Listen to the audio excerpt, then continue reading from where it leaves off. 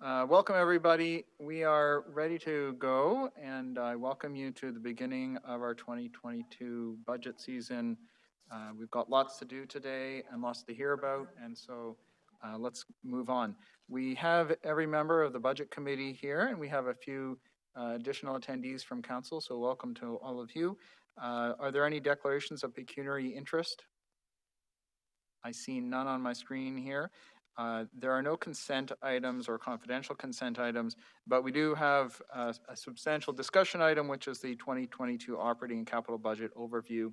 And for this, I understand that CAO Jane Closey is going to start us off, and we're going to hand the mic and the presentation over to Jonathan Vanderheiden to go through the details. Welcome. Good afternoon, Chair and members of the committee. I am pleased to introduce the budget for 2022. It is a culmination of a tremendous amount of work by staff who have, in this particular year, carefully balanced the COVID response requirements with a promising return to normalcy coming hopefully in 2022. We started this year, we were hopeful that COVID-19 would be coming to an end. As you know, this virus has proven to be quite a opportunistic adversary and has continued to consume most of our time a second year in a row. With the success of the vaccination program, however, there is a hope that 22 will actually be a different year and maybe returning to a typically more normal life again. For us, we hope to see that bustling recreation and cultural centers return, a recovering transit system with people returning to transit as their mode of travel, outdoor spaces and construction projects starting, as well as seeing those busy Main Street areas. So in short, providing those opportunities for the community to return to normal for both the residents and businesses. However, we're not quite sure when that's going to be. The budget plans being presented to you this week will include ongoing mitigation measures. It is expected it will take some time for our revenues to actually return to the pre-pandemic levels and potentially not even in 2022. Council's strategic plan refresh did provide us a clear direction for the remainder of this council term, and we have been steadily implementing those priorities of the last year and will continue to do so as we move into 2022. The budget book does demonstrate the alignment of the budget initiatives with Council's strategic goals and objectives. In addition to the Council strategic goals and objectives, the executive management team has confirmed our priorities for 2022, which very much complement Council's strategic plan. The areas of focus are on service transformation through service reviews, our digital Oakville plan that was presented to you earlier in 2021, diversity and inclusion as an essential part to moving us forward, and of course, climate action. Given all of the issues around climate change that we're all experiencing. This will ensure that both our operational and our long-term goals are being met and we can create a foundation for ongoing improvements for our businesses and our residents. Pardon me. This year's budget also reflects the organizational changes that we had made last year, with a key focus on some key initiatives. So the creation of the Community Infrastructure Commission is reflected in this budget. It is designed to provide safe and sustainable transportation, stormwater, and natural infrastructure for the town, and of course ensure that we've got that coordinated approach to urban mobility in our planning and implementation. The creation of the Asset Management Department within that Community Infrastructure Commission certainly builds our strengths and maintains our asset management system to to improve our built and natural assets, ensuring we're getting the maximum value from the town's assets. We also had created 2 temporary departments in 2021 for that 1-year period. You'll recall the Corporate Strategy and Economic Development Department that is led by Dorothy St. George, was focused on the diversity, inclusion, and the climate action.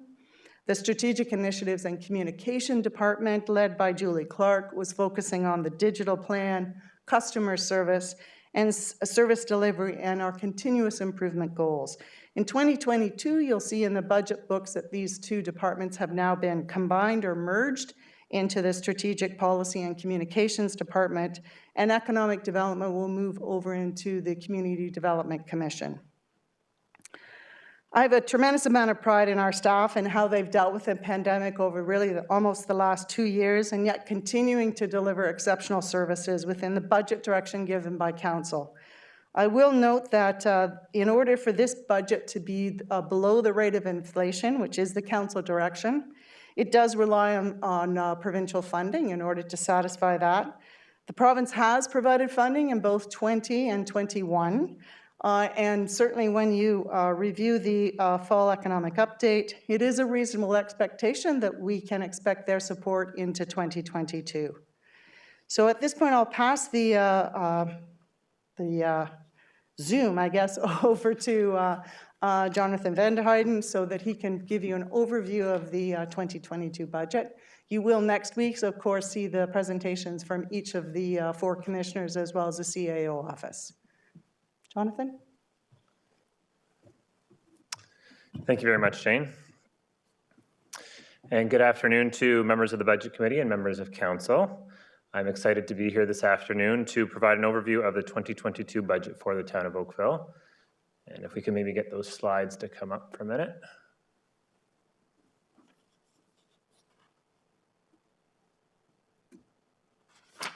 All right, there we go.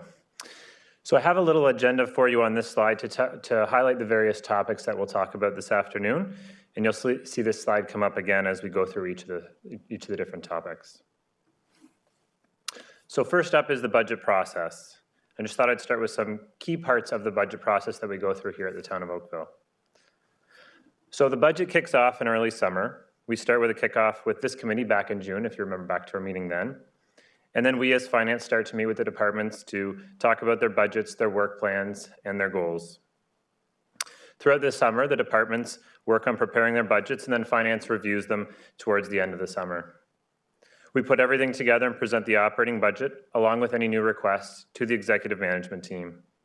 We also go over the capital projects, including any new projects that are added to either the current year or future year's budgets.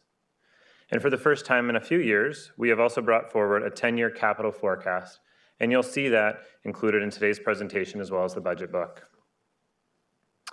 Once EMT approves of the operating capital budgets, the next step is to prepare the budget together into one book and prepare the various presentations that you'll see today and next week.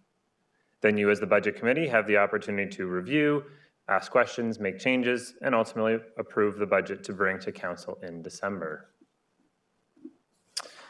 From a specific date perspective, today, November 16th, is a big day. This is where we release the budget book for the 2022 operating and capital budgets, along with that 10-year capital forecast that I just mentioned.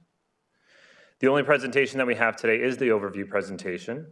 However, next week on November 23rd, we will have each of the commissioners present their program budgets with more specific accomplishments from the past year and objectives for the year and years to come. The agenda for that day will also include staff reports for the various budget referrals that have been made over the past year. On November 30th and December 2nd, we have the opportunity to hear from members of the public as they may delegate to committee and share any questions, thoughts, or requests that they may have. On December 14th, you as Budget Committee have the opportunity to deliberate and approve the budget before that final Council approval on December 20th. I should point out that there is one date that is not listed on the slide here, and that is for the open house that Councillor Adams, as chair of the Budget Committee, will be hosting on November 25th at 7 o'clock. This will be a drop-in Zoom call where members of the public can join the call to ask any budget-related questions that they may have. And if you know of any residents who might be interested in joining, please have them email budget@oakville.ca so that we can provide them with the login details. All right, budget principles. So now that we've talked about some timelines, I thought it's important to talk about the process of building the budget and the principles that guide our approach. So in building the budget, there are a number of different factors that we need to consider as finance and as an organization. A few of them are listed here on the slide, and I'll touch on them briefly. As you well know, Council sets various strategic priorities to guide and shape the organization, and these have an impact on how, where, and when we spend our funds. You'll see a summary of this on the next slide. Council's direction is the next item, and this refers to Council's direction to keep overall increases to inflation, and I'll touch on that more in a minute on another slide. PB2 methodology, that is performance-based, program-based budgeting, refers to a focus that we have on programs rather than departments, and an emphasis on the allocation of resources based on desired outcomes and the measurement of program results based on those desired outcomes. In a couple of slides, you'll see how we match our programs with Council's strategic priorities. Service levels. We need to build our budget around maintaining service and service levels that are valued by our residents. From time to time, this necessitates change to various programs, which can have a budgetary impact. A good example is the Loose Leaf program that we'll be looking at next week. Strong financial position. So the town currently has a strong financial position. Our capital and stabilization reserves both exceed the recommended levels from the Government Finance Officers Association, and the town's debt levels are in line with the provincial and internal limits. As we evaluate capital budget considerations, it's important to consider the impact that these projects will have on our reserve and debt levels, and allow us to maintain that strong financial position.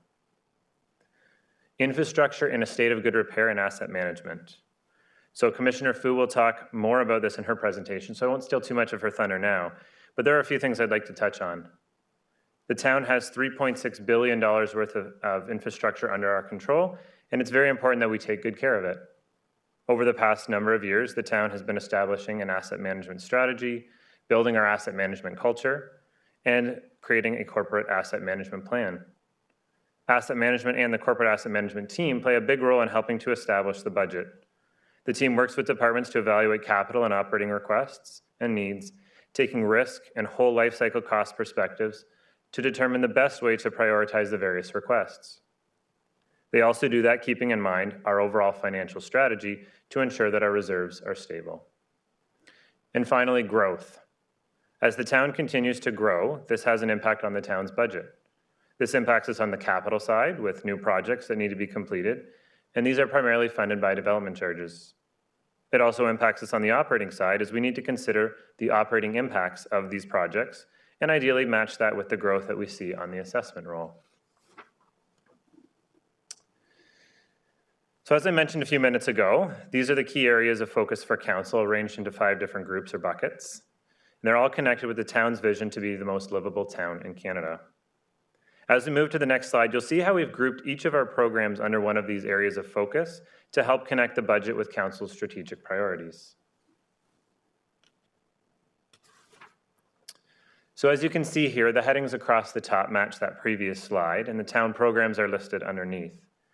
We worked with the CAO's Strategic Initiatives Group to make a couple of minor changes from the past year, but by and large, this is the same listing group that you've seen in prior years. We'll come back to this grouping a little bit later in terms of how the budget spending is grouped by the key priority area. So as I mentioned earlier, one of the key variables that we need to consider is council's direction for any increases. Council has directed staff to keep the overall property tax increase in line with inflation, which has been set at 2%. I think it's important to acknowledge here that inflation does seem to be running higher than 2%. And in talking about this as a finance team, we know that this is a risk. However, given that this is a recent trend, and that the Bank of Canada is forecasting 2.4% for 2022, with a hope that by the end of 2022, inflation will ease back down to 2%. So we have left the inflation rate at 2% as was set earlier in the year. It's also important to note that this inflationary target applies to both our expenses and our revenues, that is our rates and our fees. Another variable that we need to consider as the town is that we are a lower tier municipality.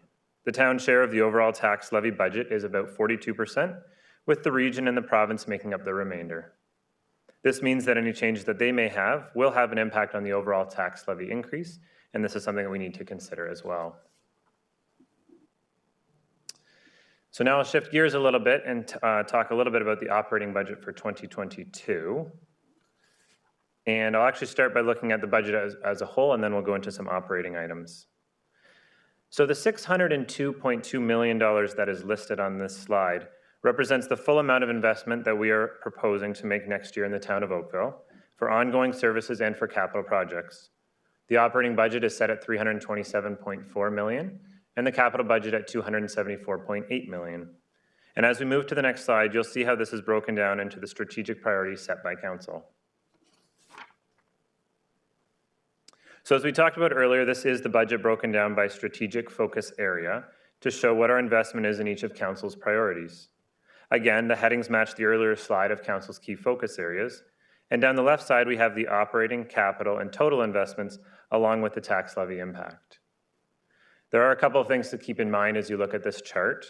One is that this chart, or at least the operating section of this chart, will not match the totals from the prior slide as we've removed the corporate items as they don't naturally fit into any of these categories.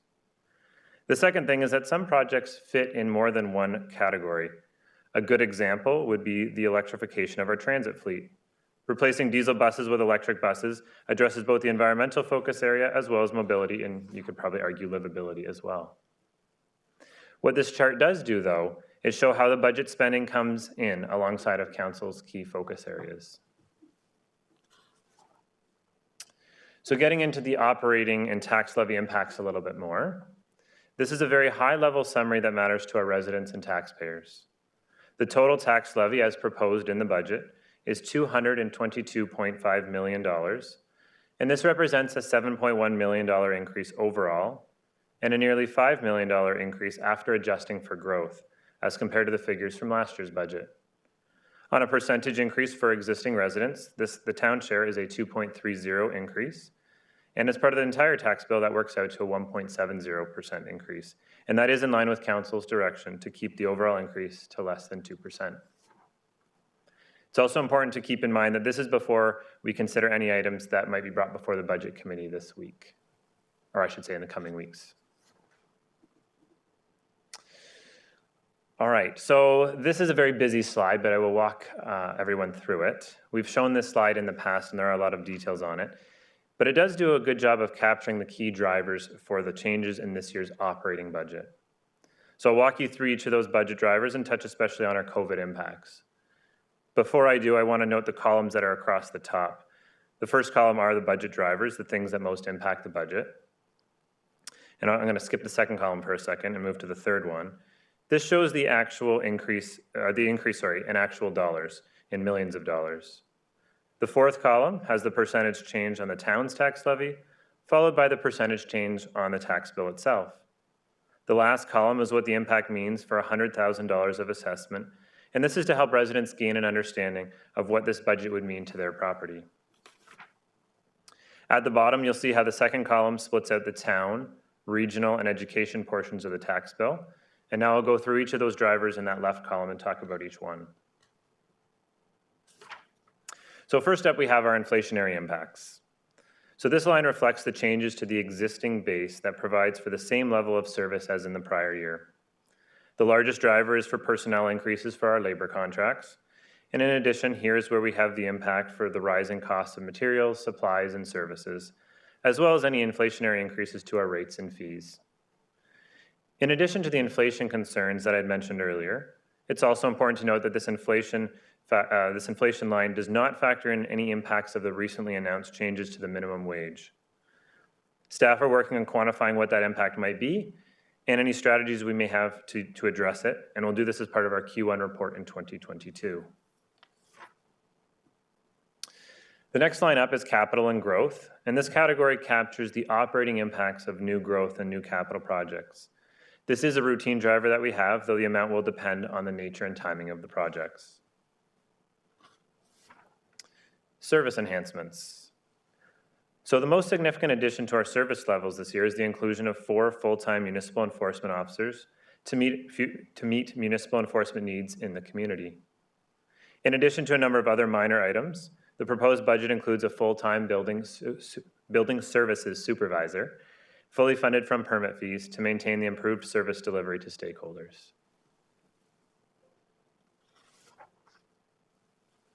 Capital levy. So the town has a long-standing policy of taking 1% of the prior year's total tax levy and adding that to our capital envelope. And this is a very valuable tool that allows us to finance the various capital projects that the town undertakes. This funding source becomes even more important as we continue to refine our asset management plans and look to our future infrastructure needs. And as a reminder, in 2021, the levy was waived as one of the COVID mitigation measures. So the 2022 budget restores this to the 1%. So now we're going to move into some of the COVID-19 impacts. And there are a few details here, so I'll try to go through them carefully, as it can get a little bit confusing. If you remember back to last year's budget, the town employed a number of different options in order to mitigate the financial impacts of COVID-19. This included the waiving of the capital levy that I just mentioned, temporarily gapping various positions across the organization, and using tax stabilization funding, amongst a number of other tools as well. As a result of all these measures, only $3.44 million of the estimated $17 million in COVID impacts were added to the tax levy. In building this year's budget, we took the approach that we would reverse all of those COVID impacts, essentially returning the budget to normal before adding in any of the 2022 COVID impacts. So this reversal line therefore removes $3.44 million from the tax levy, which is why it shows as a negative on this chart. I'd also like to point out that because we included the reversal of all of the 2021 COVID measures in this line, this number also includes the restoration of the missing capital levy from last year, which is at just over $2 million. So now we'll move to the 2022 COVID impacts. And these are estimated at $5.34 million. And that reflects the estimated costs for 2022 due to the pandemic. The majority of these amounts are actually for lost revenue. It's about $4.6 million. And the bulk of those come from Oakville Transit due to the due to the lower than normal ridership levels being anticipated. The next line we have focused here is on the assessment growth, and this line is added to account for additional properties being added to the roll, which were not included in the prior year's budget. We have this line every year, though the amount of growth does fluctuate. And finally, the last line with impacts on the tax levy is for government support in order to offset the COVID-19 impacts. As Jane said earlier, over the past 2 years, the provincial and federal governments have assisted municipalities, including Oakville, with the financial impacts of the pandemic. The recent provincial fall economic statement referred to ongoing support for municipalities, and our hope is that this support will continue into the future. If this support does not materialize, our plan would be to use tax stabilization funding to offset these costs. All right, so once all of these drivers are combined, you can see that the numbers that are highlighted there show the overall increase to existing residents of $4.95 million, or 2.30% of the town's tax levy. And when you add in the regional and education portions from the province, this brings the total increase on existing residents to 1.70%. Now, I thought I would show you this impact in a couple of other ways as well to help visualize what it means. So we have this pyramid chart that is also in the budget book, and it shows the program increase at the bottom of 3.30%, which is the increase before we consider growth. So this is the total increase to our programs. And then once we add in the growth that we have for this year, we end up with 2.30%, and that's the increase to existing residents for the town's portion. Once we add in the regional and provincial expected budget impacts, that's where we get the combined increase of 1.7%. Another way to visualize this is to consider the operating budget as a breakdown of what $100 of taxes would be spent on by major program area. And as you can see here, the infrastructure renewal has the largest share at almost 25%, followed by emergency services, Oakville Transit, and the road network. And these amounts are very consistent on a year-over-year basis. So before I close the section on the operating budget, there are two other things that I'd like to draw your attention to. So the first is this slide. It's in red and has 2021 at the top, as it's actually from last year's presentation. As part of the COVID mitigation measures, the town undertook a number of efficiency reviews to look for savings for the upcoming years. Some of these reviews were targeted for specific departments and some were town-wide. These efficiency findings have now been worked into the program budgets, and some of them will be touched on by the commissioners in their presentations. A couple of amounts have been listed here, as last year's budget had funding from the tax stabilization reserve set aside for some specific initiatives with the goal of finding savings for 2022 and beyond. And we've broken that out here. So the $300,000 for facility savings has been found primarily due to some utility savings for off-hours power downs. Of the $350,000 for online service initiatives and community development, $90,000 have been found in savings for one position. We have not yet been able to achieve the remainder of the savings at this time due to a number of complexities, including the pandemic. And though the funding from last year has not been renewed for this year, the work is still going on within the Planet program. And Commissioner Garby will speak more to this in his presentation next week. And finally, of the $100,000 in transit scheduling savings, this amount has also been found in changes in the use of taxi services. The second item on the operating budget to mention to you is the Budget Committee referrals, and some of these are actually operating and some of these are actually capital. So throughout the year, a number of items have been referred to the Budget Committee, and these are summarized on the slide that you see before you. All of these items have separate staff reports, or they will be dealt with through the Commission presentations to the Budget Committee next week. So we're going to switch gears for a minute and talk about the operating forecast. So while Council is only approving the budget for 2022, it's also important to look ahead to the future. As we prepare the budget for 2022, we do some work to look at 2023 and 2024, and there are a few things that I'd like to highlight for you. Similar to our 2022 chart, the key budget drivers can be found on the left side. They're mostly the same as they are for 2022 with a couple of small changes. And across the top, this chart shows the impact of the town's tax levy and the tax bill itself, and we do that for both 2023 and 2024.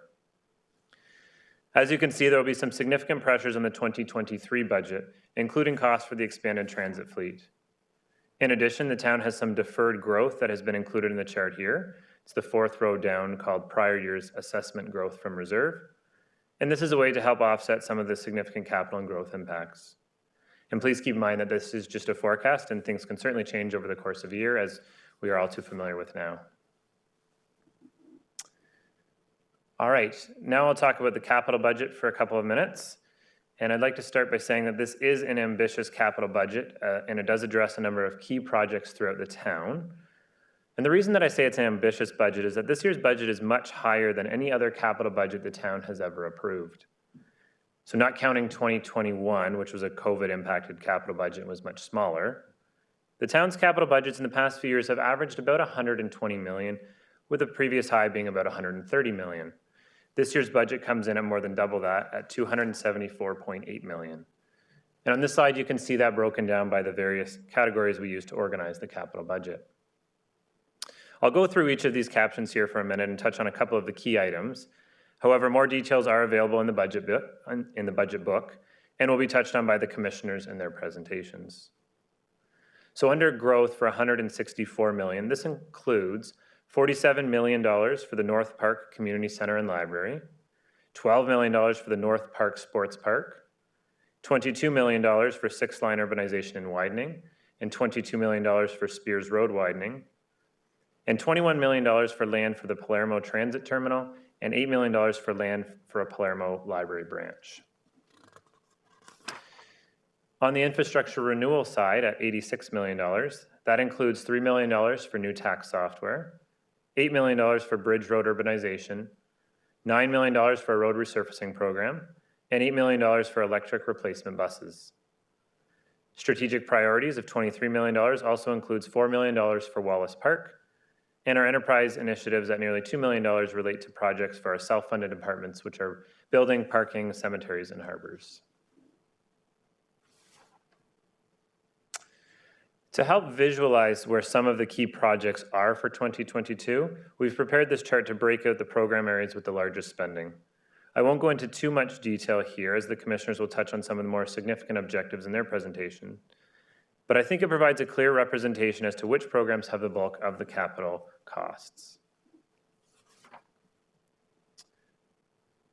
So this next slide, the previous slide focused on the spending. This slide focuses on how we will pay for the various capital projects. And as our capital budget has a large growth component, a good portion, in fact over 40%, is funded by development charges.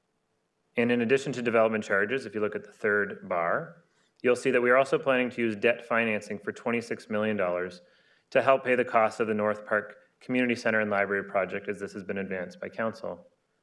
These debt payments will then be recovered from future DC charges that the town will collect. And included on this slide are some of the other major funding sources that we have, including the capital levy and capital reserves, the gas tax funding. The federal portion is now known as the Canada Community Building Fund, CCBF on the slide. And it also includes our own reserves and other external funding sources, including ISIP. So as I mentioned earlier, this year's budget also includes a 10-year capital forecast, something we haven't done for a couple of years. So it includes items from 2022 all the way to 2031. So similar to the 2022 capital budget, I'll touch on a couple of the key highlights as part of the $1.6 billion that is forecast for future capital spending. So growth of $855 million includes funds for active transportation, the North Park Community Center Library and parks that we talked about earlier, road projects, new parks, and additional transit buses. Infrastructure renewal of $670 million includes money for electric bus and vehicle replacements, road resurfacing, various facilities, parks, roads, bridge, sidewalk, rehabilitation, stormwater, and IT projects. Strategic priorities of $72 million include funds for EAB, the new website, traffic calming, and the downtown cultural hub refresh. And finally, enterprise initiatives of $16 million. The focus on those costs is mostly on harbors, with some projects for parking and smaller amounts for building and cemeteries.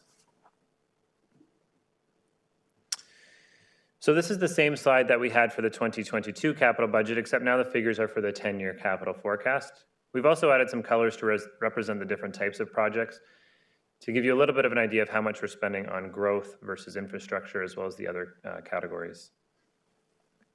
As we continue to refine our asset management plan, our financial strategies for these infrastructure items will become more robust. So before I finish off, I would also like to talk about rates and fees for a moment. So each year, as part of the annual budget process, rates and fees are reviewed by departments to ensure they reflect the cost of delivering services, and that's keeping in line with the town's rates and fees policy. Earlier this year, Budget Committee approved a recommendation that rates and fees be tied to inflation. So as a result, fees have been increased by 2%.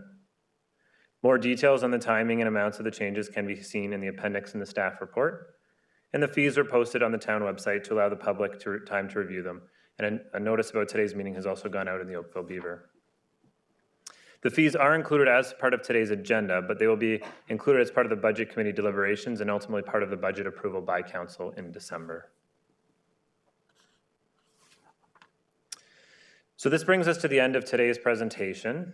So as a reminder for members of the committee and council, your budget books are printed and they are available for pickup in your mail slots here at Town Hall, or they'll be delivered on Thursday. I believe they're also available to you in your eScribe app already for a PDF copy. And after today's meeting, they will also go live on the website for the public to see as well.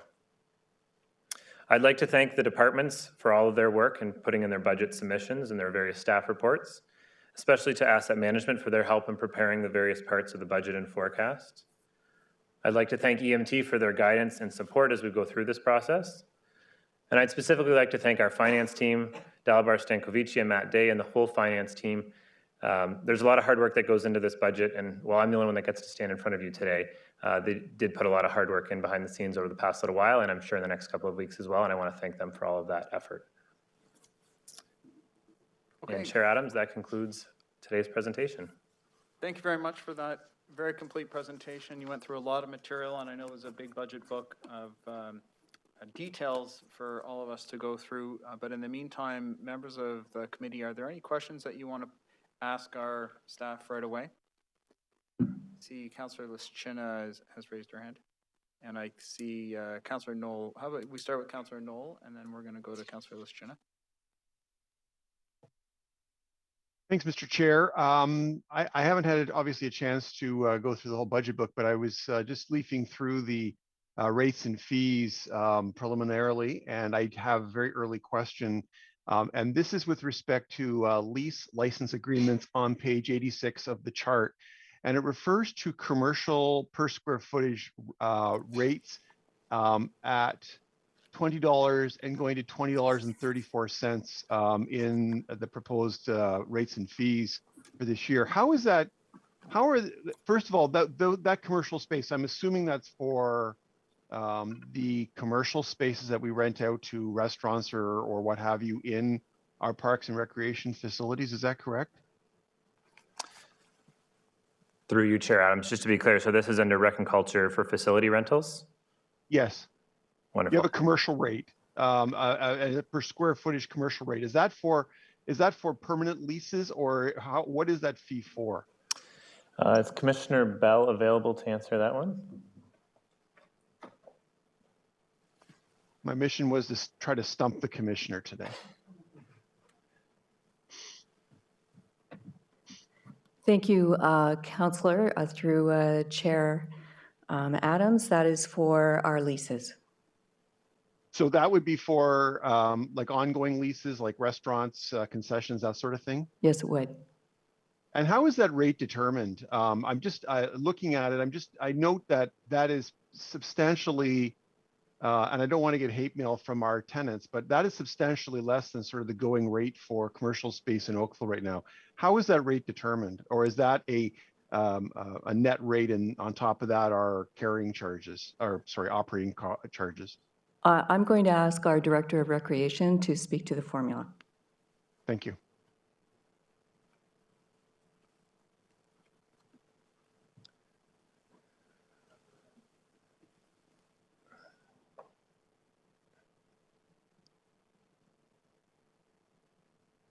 Is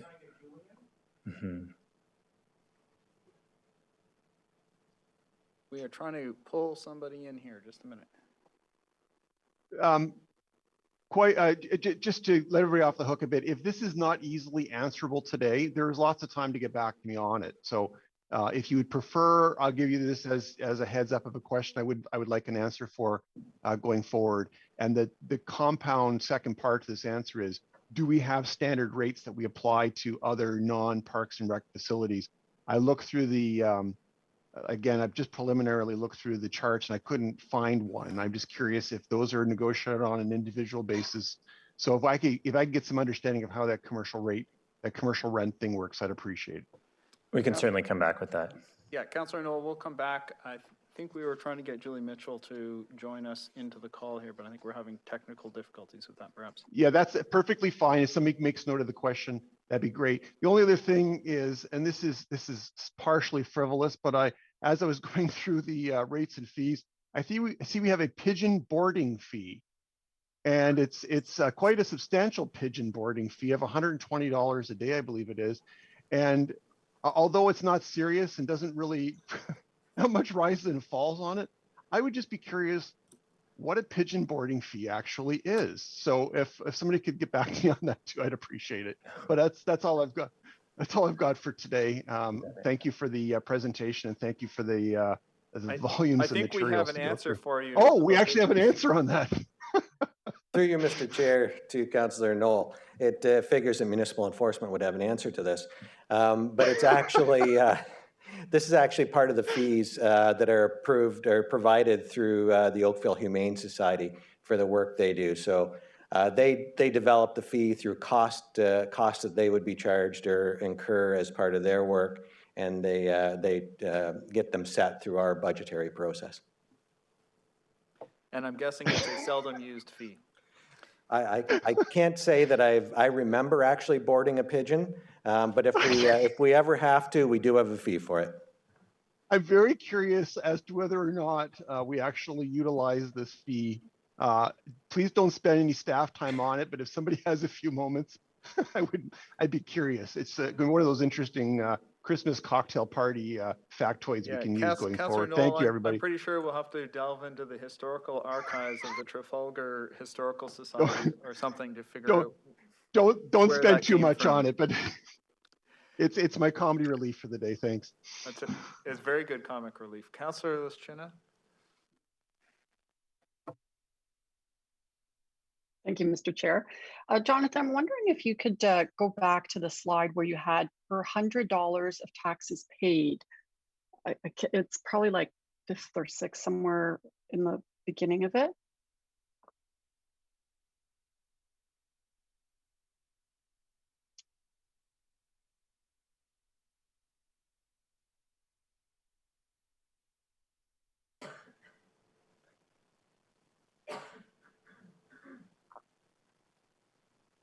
So it's in the earlier part of the presentation.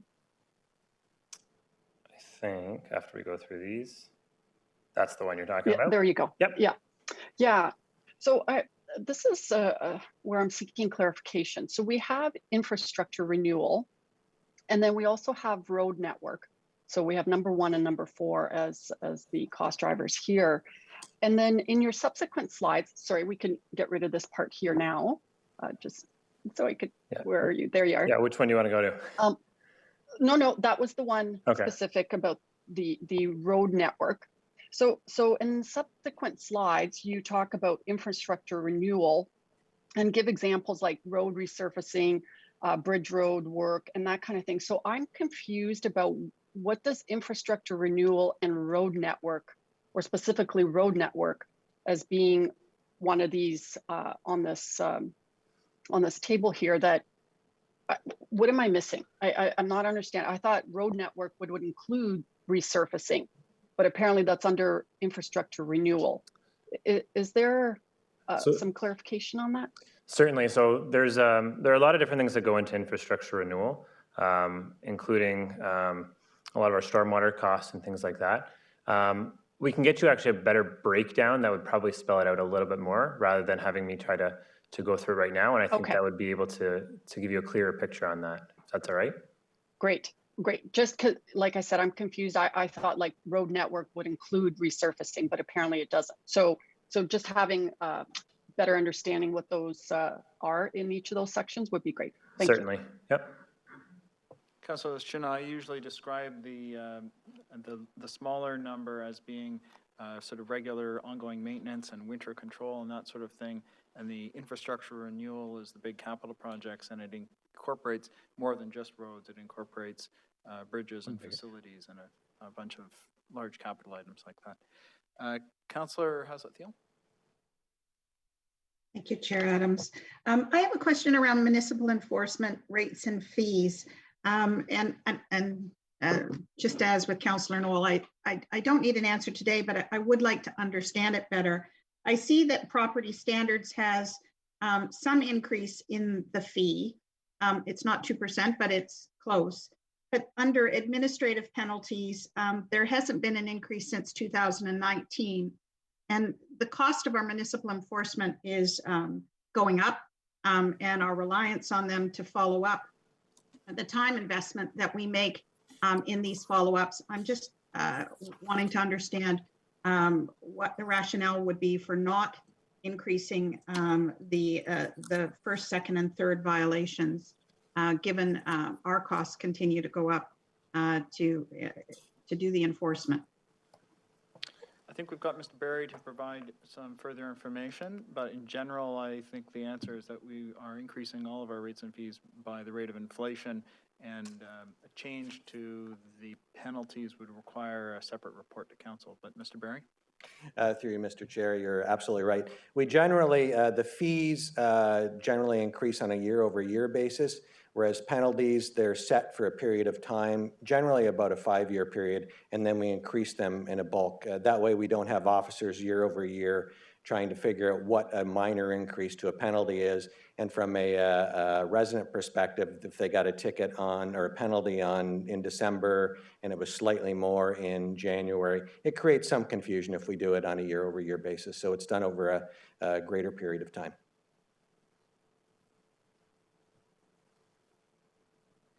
And here's our opportunity to say you're on mute. Thank you. So based on what you've told me, so 2019 was when those were set. So come back to council potentially when for those numbers to go up, because we're seeing significant investment in municipal enforcement. And I would think that we want to revisit those penalties. Through you, Mr. Chair, I would say that within the next 2 years, we'll look at those. I would note that from a penalty perspective, that does offset fees. It does offset costs for municipal enforcement, but it's not a substantive amount in that we hope that we don't have to use the penalty. It is a tool of last resort. So in some cases, it does persuade compliance, but there are other means. And I'd leave- agree with you that we need to use education more often, but given the number of repeat visits that have to occur just in in Ward 3 alone, I would hope we would look at it a little bit sooner. But thank you for the education on it. I appreciate the answer. And Councillor Haslett Thiel, we are going through a municipal enforcement strategy review, and that's an excellent opportunity for our staff to consider these issues. Councillor Giddings?